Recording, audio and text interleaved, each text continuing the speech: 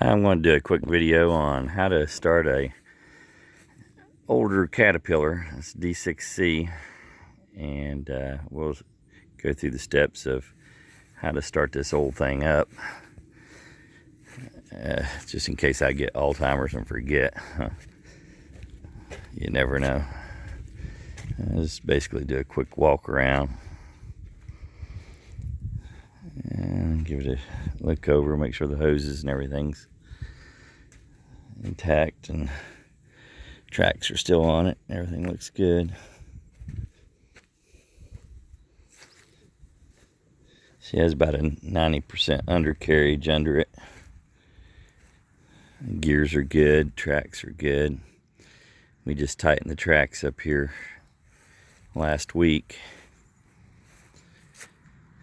and everything looks pretty good on it.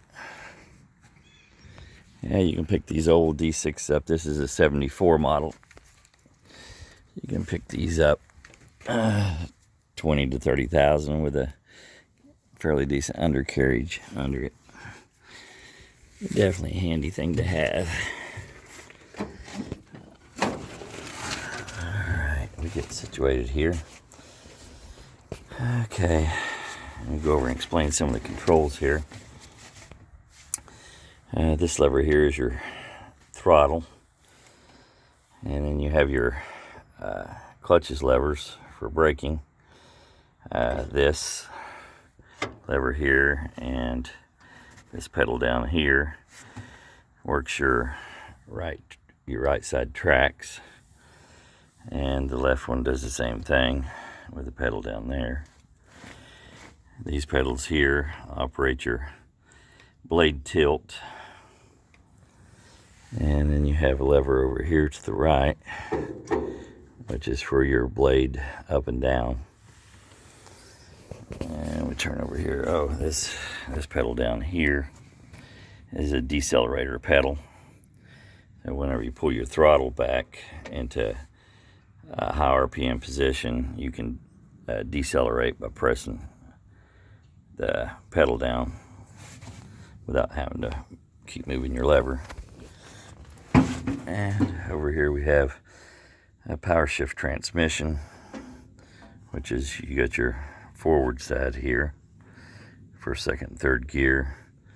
This is your neutral position up here, and this is your safety on to keep it from bumping out whenever you're off the equipment.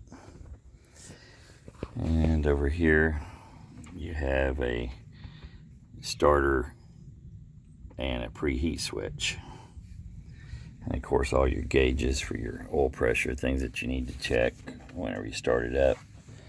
Very important to make sure you got oil pressure.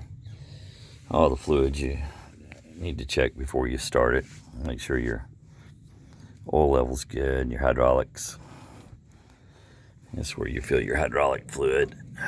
And of course the dipsticks on the engine, we've already checked, and it's got plenty of fuel. And if you look over down here, one of the first things you have to do, you have a switch here. It's a battery cutoff switch or a master switch, whichever you want to call it. So you turn that on to engage the batteries, and you want to come over here and pull your throttle back to an idle position. So whenever you fire it up, it's getting fuel.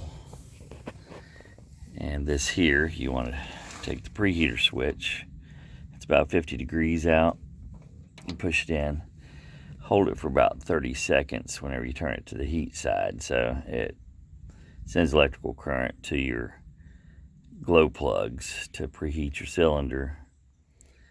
That way, whenever the fuel comes in, it will ignite a lot easier on a cooler morning. If it's colder, of course, you want to hold the switch for about a minute when it gets down to about freezing. And then when we get ready to start it, we'll turn the switch the opposite direction until it fires the engine. Then we'll look and check our oil pressure to make sure that the oil pressure is good. All right, Let's try this here. Push in.